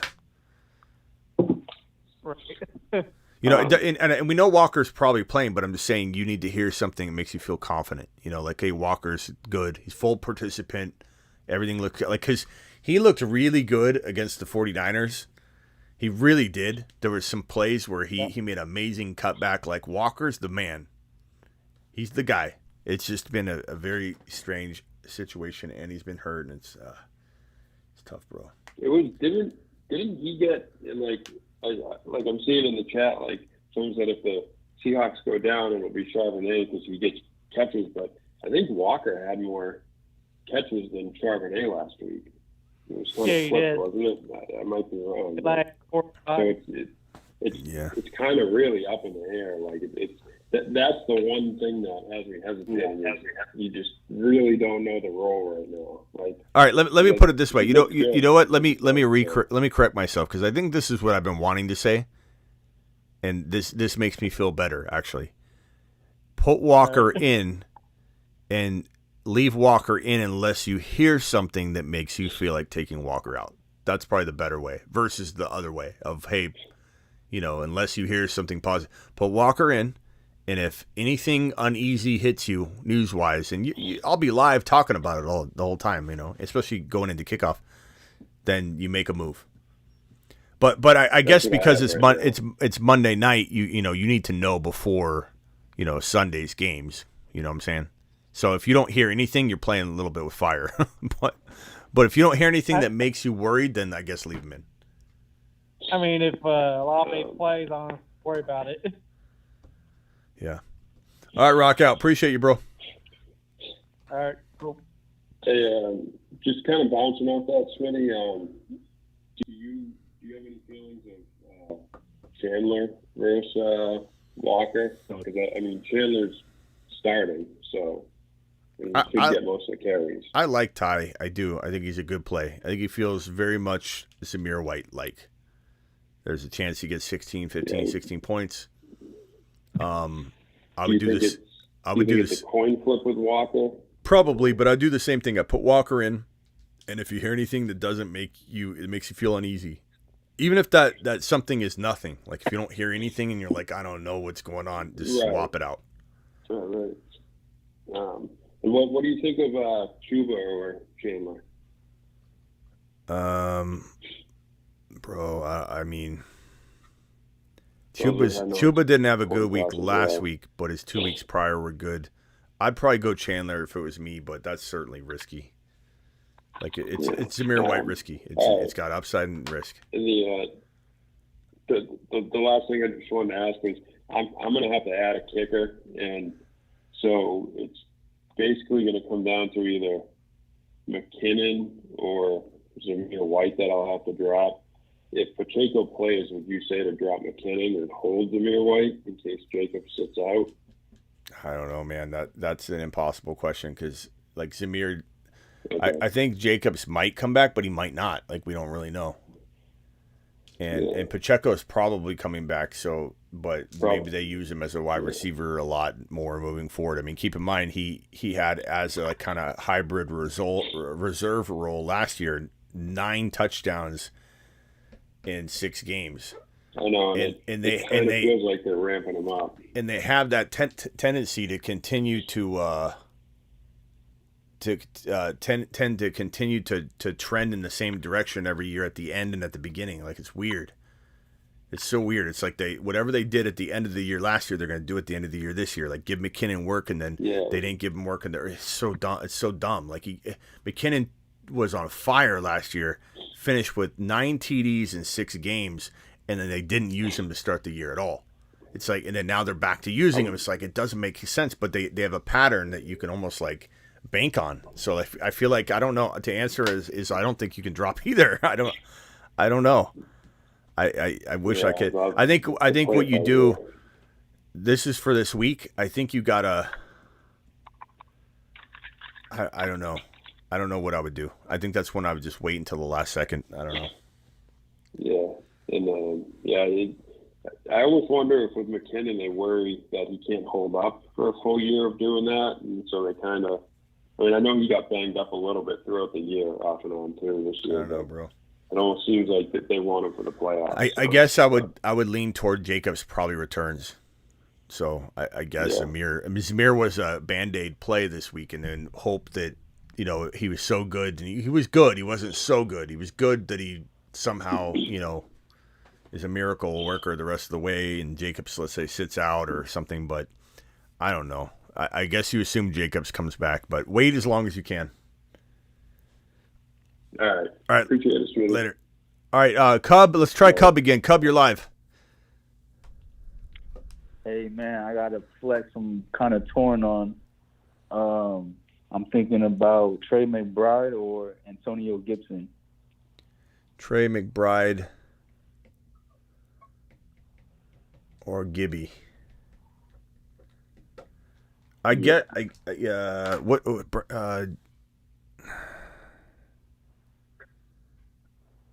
Brian Robinson is still a little bit banged up, right? Yeah, he didn't practice. So Brian Robinson does not practice Thursday, missed his 2nd straight day. Probably he needs to practice at some point in order not to get ruled out.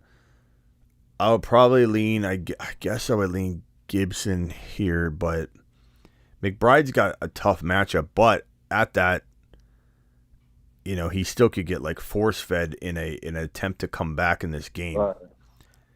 So, McBride has 9, 7, 9, and 9 targets in back-to-back games. He had a touchdown last week and 89 yards. The draws the Niners this week, but I will say that his big long stretches come during easy matchups, so it's the only problem. And during one tough matchup against Baltimore, 14 targets, 10 receptions, 95 yards and a touchdown. He's a target monster. Oh my God! Yeah. You know what? Gibson had 10 carries last week. The thing about Gibson, though, is he catches like 5, 3, 4 receptions. He gets a lot of work. Here's the bottom line. Gibson's safer. He's probably budgeted for about 7 to 10 points. McBride could get you 3 or 4 or get you 18. There's no way to spin this any different, man. It's like you want a little bit of risk, but the guy with a much higher ceiling, you go with McBride. Okay. But Gibby's probably a tad bit safer. He just doesn't have the ceiling. Yeah, I think I'm gonna go the safe route. Playoffs, can't. All right, bro. Or to lose. Want to go home. All right, later, Cub. Get back up there into the forest, into the mountains. I know you had to come down for that cell phone service. I appreciate it, boss. All right, later. All right, Brian, you're live. Make it as quick as you can. I got to go. Hey, Smitty. Yeah, just a quick question I had. If Olave doesn't play, would you go Calvin Ridley or Drake London? London. What's Ridley? I mean, I love Ridley still. I really do. I think a lot of it is unfortunate. Some of it's not his fault, but it doesn't matter. Like, nothing's really that different. So, and stupid focus, man. I would probably say, how do you sit London after that game? Right. That's tough. So I'm gonna go. I'm gonna go London. London, my boy. Okay. Last one. I know I got James Cook, but I also got Jerick McKinnon on the bench and James Conner. But Cook is kind of he's going up against Dallas. I'm kind of worried. Yeah, but Cook had a big game. Buffalo needs to win. So it's between Cook, Conner. Conner's got a tough matchup too, bro. Yeah, I was hearing about a few injuries on the Niners, so I thought maybe it could be a good match. I don't think so. But hey, trust your gut. Trust your gut. I'm rolling with James Cook, who's kind of matchup proof. Like, when you look at matchups, remember that James Cook, they throw to him. Mm-hmm. Last week they threw to him big time. So when you look at his matchup, are you really looking at the right numbers? Right.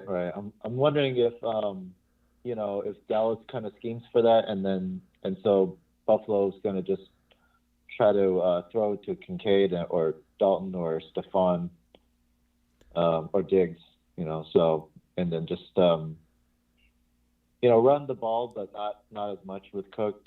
I'm just worried about that. So I also got Jerick McKinnon on the bench.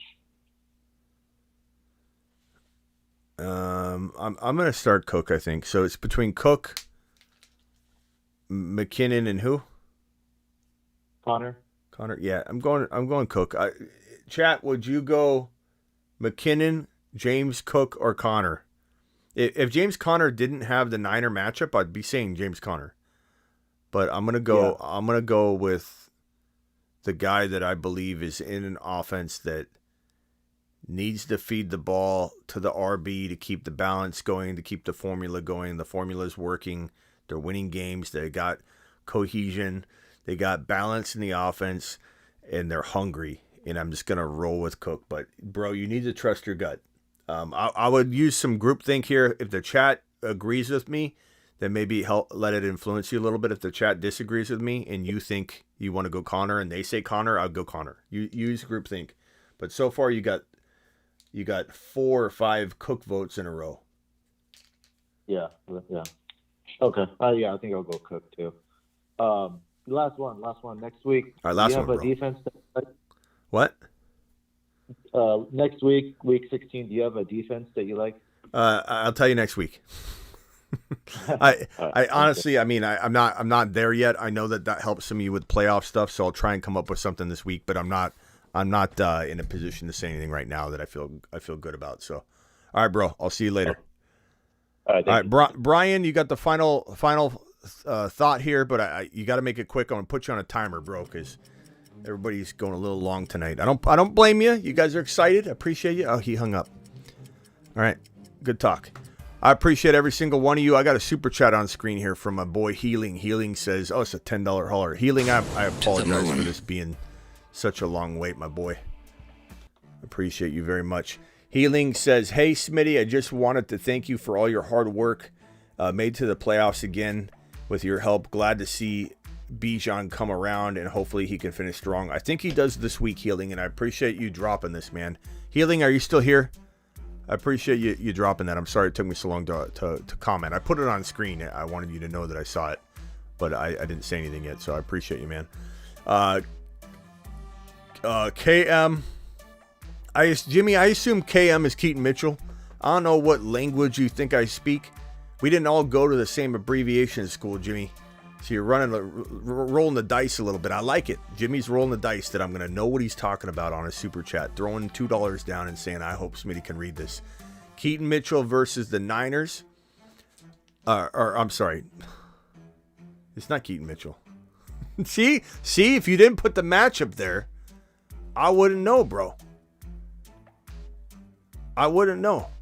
I would honestly not know. Tua versus the New York Jets, 25-mile-per-hour winds, or Kyler Murray versus the Niners. Okay, Kyler Murray. See, I would have assumed Keaton Mitchell. KM, Kyler Murray. So is Keaton Mitchell. KM. They're all KM. Any person with the K first name and last name M is KM. Kyler Murray versus the Niners, or Tua versus the New York Giants. I guess if I read the full question, I would have picked up on it, but 25-mile-per-hour winds. I'd probably say we need to wait on the winds, bro. Oh, we do need to draft tonight. Damn it. Okay. I promise is a promise. Keaton Mitchell. I'm going to go, or Keaton Mitchell, Kyler Murray, or Tua. I'm going to still go, for now I'm going, if that 25-mile-per-hour winds is legit before kickoff, then we have a conversation to have. I hear people tell me winds and weather all the time, and I'm not going to confirm that this is what it's going to be.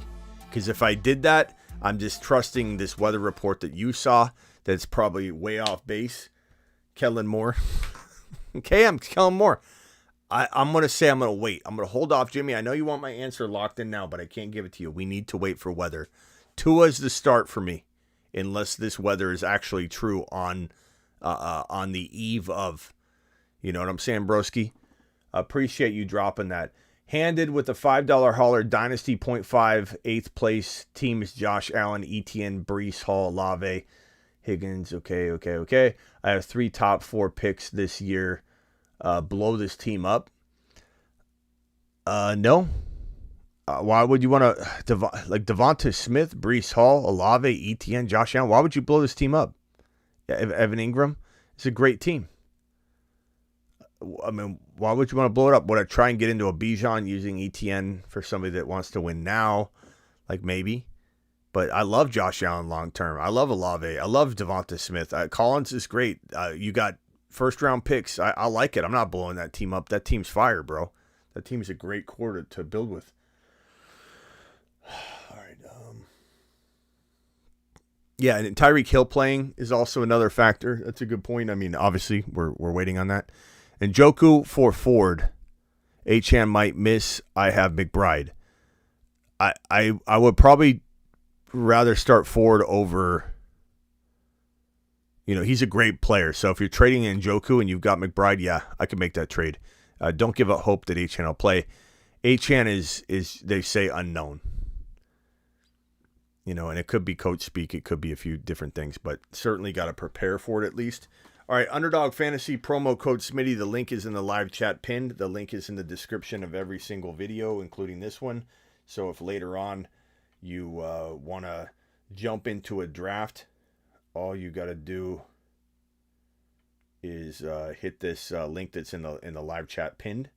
Let me go ahead and put the screen up here. Let me plug in to the phone.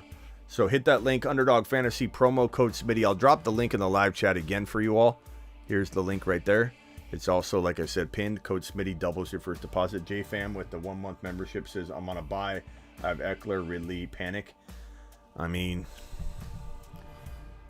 yeah, I mean, you got to panic on Ekeler, but it depends on who you have. You almost have to play him in many cases, but certainly is you know, I'd be a panic Peter about Ekeler right now. He looks bad. It's not just him though, but it doesn't matter, right? It's not just him, but he's not getting the ball. And I don't know that that's changing. And they're putting Kelly out there. They're not making him the priority. So it really doesn't matter if it's his fault or not. That Staley's got to go. He better get fired tomorrow morning. All right, hit drafts. Let's see. Lobby. Battle Royale Week 15. Click the green button right now. Battle Royale 15. I'm going to wait until I see the live stream catch up. And then I'm going to jump in and we should all be, queued up together. There's about a 10, 11 second delay on the YouTube live. And jump into a $5 Battle Royale Week 15. Here we go. Here we go. And if you all want to get into these, you just hit the link that's in the live chat pinned. You hit the link that's in the description that says Underdog Fantasy, or you enter code Smitty. I've got the 4-pick.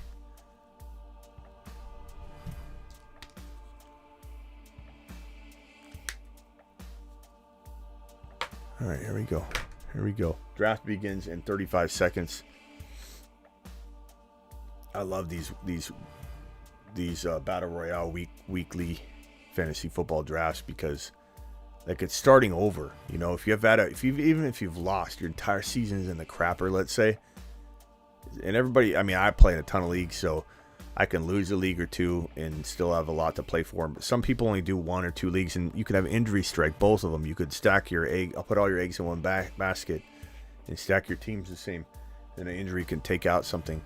Or even if you're winning, let's say you're having a great year, to have this in your side pocket on Sunday, that's you use all the knowledge you have right now, right here, right now for just week 15, and you draft a team based on what you know right now. No mistakes have been made. You've got a new mindset. You're seeing teams on the rise. You're seeing that teams like Buffalo are fighting for the playoffs. So you have different thinking for how they're going to do going forward. You think Mahomes might bounce back, and others are going to think he's going to slack. There's all kinds of ways to look at this, right? This week, man, I'm going to go Kiren. I'm going Kiren, baby. I feel like he's the RB2-3 right now. McCaffrey's 1. Kyron's either RB2 or RB3 right now in fantasy, which is what's going to be amazing is taking us into the offseason. Where are we ranking Kiren running back wise next year? A lot of people are going to say he's a second rounder, maybe third rounder. I don't know that he's going to be outside of the top 12 overall. It just depends on how he finishes. If he finishes on a tear, he's going to be in the top 8. If he fades away, he will be a second or third rounder. It's amazing what 3 weeks will do. The upcoming 3 weeks is amazing how that will shape such a different world for Kiren Williams and his value. It's going to be crazy. Let's go with Tyreek Hill. I assume he's going to play. We assume he's going to roll. We don't know. We have no clue. But we think he's going to roll. I have Hurts, T. Law, Ekeler, Gibbs, J. Will, Aaron Jones, Mitchell, Zamir White. That's nice, J-Fam. That's a nice team, broski. I forget what your other question was, though. Oh, panic? That was your question? Javonte Williams, Aaron Jones. It depends kind of on Aaron Jones, man. You have Tyreek Hill, Chase. You got a good team. Your core is Hurts, Gibbs, Tyreek Hill, and Chase. That's really good. I don't think you should panic, but the downside or the negative is that you'd be crushing everyone if Ekeler was Ekeler. It sucks, bro. Okay. Go Kamara.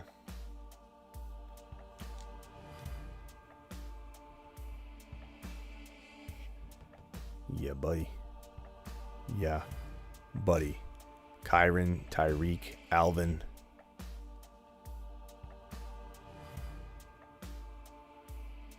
DJ Moore.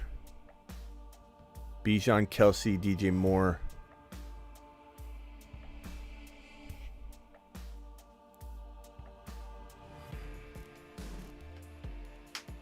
Yeah, Kiren is a third rounder or a top 8 pick, depending on his finish. That's how fickle everyone's going to be.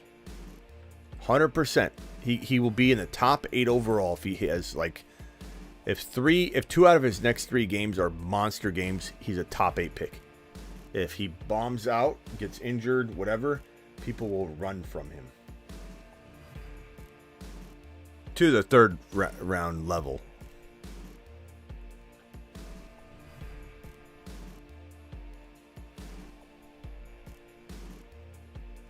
Rashad White's a good pick. I like this little squad I'm building here. I almost guarantee that I'm the top projected by Underdog. Once this is over, it gives you projections. Depending on what I do at the end, if I go a little risky, like high risk, high reward play, could take me out. But I'm almost going to guarantee I'm 83 points or higher. And the highest projected team. Maybe somebody has a great team alongside of mine. Like, I really like what Team 3 has. They could be a 83-plus team as well.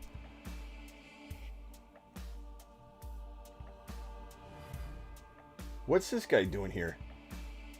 From the 2 spot. Tucker Kraft and Jake Ferguson? Doing the double, bro? Oh, man. Mike Evans.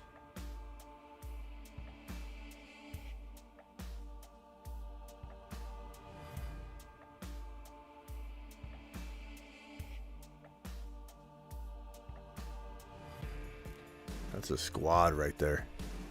Kiren Williams, Tyreek Hill, Alvin Kamara, Patty Mahomes, Mike Evans. I'm feeling that.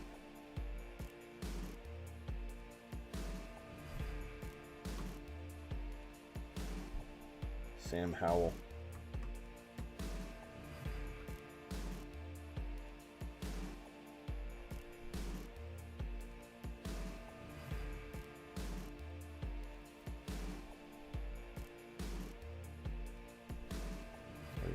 Okay. We're going to go, man, should I go in Joku? Let's go in Joku. I'm going to get the highest score. I know I am. I'm not trying to be cocky about it. I'm just saying I can kind of vibe out when they're going to project the team for a lot of points. It doesn't mean it's going to win. You know, their projections don't necessarily dictate anything, right? But I'm just saying, based on when you draft these teams over and over, you can kind of tell what they're going to say. But that team's straight fire. Mahomes, Kiren, Kamara, Hill, Evans, and Joku.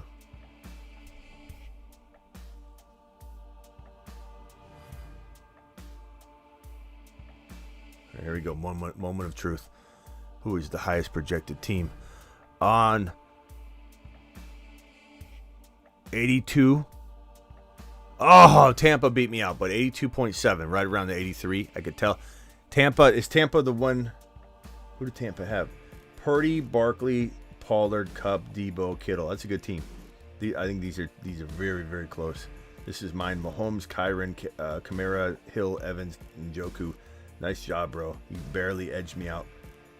82.7, 85. Here's a good one. 80.9.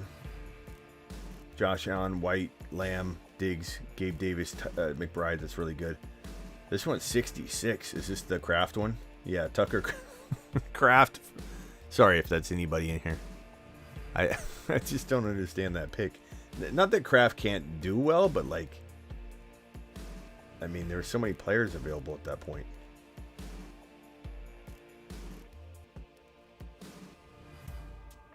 All right, I wanted to do one draft to be a man of my word. Hit these right now. Underdog Fantasy, promo code Smitty. They'll double your first deposit up to $100 by using code Smitty. And the link in the description and the link pinned in the live chat inserts code Smitty for you. It's that easy. And if you want to draft like that, do it now. And then draft with me tomorrow night. We might do something during the day tomorrow. I'll see you all later. Appreciate you.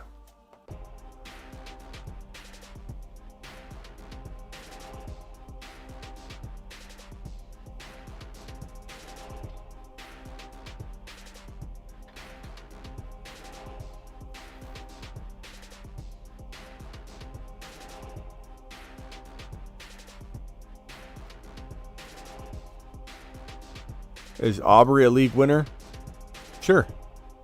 I mean, there's different levels of league winners, bro. Aubrey's certainly on. I mean, everyone's joking around about it all week that he's carrying their team. So he's playing well. See you all tomorrow. Brees Hall is 8 foot tall. He will always answer the mother freaking call. Don't let him fall. In the third, don't stall. Just give Batman the freaking football. He's Brees. He's Brees. He does a whole of a job.